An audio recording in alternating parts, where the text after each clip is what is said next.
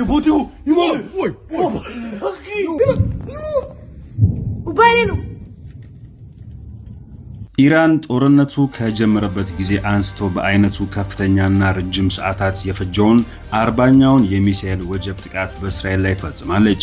5 ሰዓታት በፈጀው በዚህ ጥቃት ኢራን የእስራኤልን የመቃወሚያ ስርዓት የተገዳደረ በርካታ ቁልፍ ስፍራዎች ላይ ያነጣጠረ ከዚህ በፊት ያልታየ ከፍተኛ መጠን ያለው ጥቃት አካሂዳለች። ከሃይፋር እስከ ማዕከላዊ ቴል አቪቭ ብሎም እስከ ደቡባዊ ቤርሼባ በርካታ ትላልቅ ከተሞች የዚህ ከፍተኛ ጥቃት ኢላማዎች ሆነዋል። የኢራን ቀኝ እጅ የሆነው ሄዝቦላህም የዚህ ቀጥተኛ ጥቃት ተሳታፊ ሲሆን ጦርነቱ ከተጀመረበት ዕለት አንስቶ ከፍተኛ የተባለውን ጥቃቱን በእስራኤል ላይ ፈጽሟል። የኢራን ጦር ኬድራ፣ ኢማድ፣ ካይበርና ፋታ የተሰኙት ሚሳኤሎችን በዚህ መጠነ ሰፊ ጥቃት ተጠቅሞባቸዋል። ጥቃቱ በተፋፋመበት በዚህ ወቅትም ሄዝቦላ 150 ሮኬቶችን ወደ ማዕከላዊ እስራኤል ማስወንጨፉም ተዘግቧል። ኢራን በበኩሏ ኦፕሬሽን ትሩ ፕሮሚስ 4 የተሰኘውን 40ኛውን የሚሳኤል ወጀብ ጥቃት መፈጸሟን ይፋ አድርጋለች። የኢራን እስላማዊ ዘብ IRGC በኋላ ላይ እንዳስታወቀውም እንደ ካይበርና ፋታ ያሉትን የረጅም ርቀት ተምዘግዛጊ ሚሳኤሎችን በመጠቀም ከ50 በላይ የሚሆኑ ኢላማዎችን ማጥቃቱን አስታውቋል።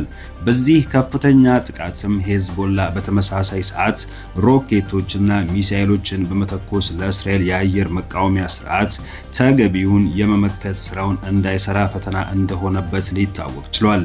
የኢራኑ እስላማዊ ዘብጓድ በበኩሉም ይህ በከፍተኛ ጥምረት የተደረገው የጥቃት ተልዕኮም በአሜሪካ እስራኤል ለሚደረገው የተቀናጀ ጥቃት መልእክት ለማስተላለፍ ያለመ መሆኑን አብራርቷል። የኢራን እስላማዊ ዘብ አክሎም ጥቃቱ ያለማቋረጥም 5 ሰዓታትን የፈጀ የተቀናጀ ጥቃት ሲሆን ጥቃቱም በሊባኖሱ ሄዝቦላ ተሳታፊነት የተፈጸመ ለህፃናት ገዳይ ስርዓት ቀጥተኛ መልእክት ያስተላለፈም በራሱ በጽዮናዊው አገዛዝ የተረጋገጠ ባለፉት 24 ሰዓታትም መጠነኛ መጨመር ያሳየና የተጎጂዎችን ቁጥር በእጅጉ ያሰፋ ነው ብሎታል።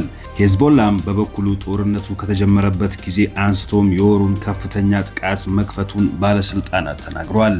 በተጨማሪም እስራኤል በሊባኖስ ላይ ባካሄደችው የአየር ጥቃት በርካታ ሰዎች ሲገደሉ በዋና ከተማዋ ቤይሩት በሚገኝ የባህር ዳርቻ አቅራቢያ በተፈጸመ ጥቃት ቢያንስ 8 ሰዎች መገደላቸው ተዘግቧል። የሊባኖሱ ጤና ሚኒስቴር እንዳለው ጥቃቱ በአንድ መኪና ላይ በቀጥታ የተፈጸመ ሲሆን ከተገደሉት በተጨማሪም 21 ሰዎችም ቆስለዋል። በሁለተኛ ዙር ጥቃት ደግሞ ጉዳት የደረሰባቸውን ሰዎች ለመርዳት በተሰበሰቡ ሰዎች ላይ ተጨማሪ ጉዳትም ደርሷል። ረቡዕ ሌሊት ዋና ከተማዋ ቤይሩት ከባድ የአየር ድብደባ የተፈጸመባት ሲሆን በተለያዩ የከተማዋ ክፍሎች ውስጥ ከፍተኛ ፍንዳታም ተሰምቷል። በዚህም የተነሳም ከደቡባዊ የከተማዋ አካባቢ የሚገኙ በሺዎች የሚቆጠሩ ነዋሪዎች ጥቃቱን ለመሸሽ ቤታቸውን ጥለው ወጥተዋል። የተለያዩ የከተማዋ ክፍሎች ኢላማ ያደረጉ ሌሎች የአየር ጥቃቶችም ተፈጽመዋል።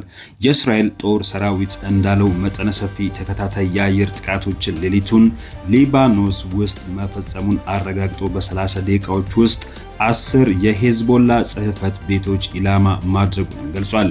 በምላሹም ሄዝቦላ ከ100 በላይ ሮኬቶችን ወደ ሃይፋና ሌሎች በሰሜን እስራኤል ወደሚገኙም አካባቢዎችም ተኩሷል።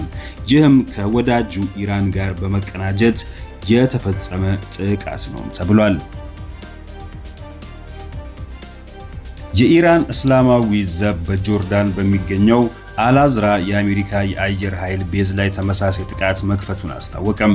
ይህ ጥቃትም በእስራኤል የተከፈተው ከፍተኛና መጠነ ሰፊ ያለው ጥቃት አካል መሆኑን የኢራን እስላማዊ ጓድም አክሏል።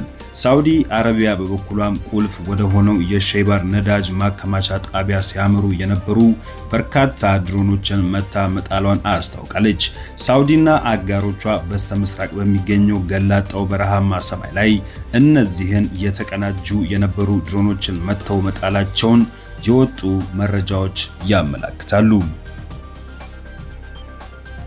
አልጀዚራን በማጣቀስ በኢራቅ የሚገኘው ሳሪያ አሊ አሊያም የተሰኘው ቡድን በርካታ የአሜሪካ ጦር ሰፈሮች ላይም መጠነኛ ጥቃቱን መፈጸሙንም አስታውቋል።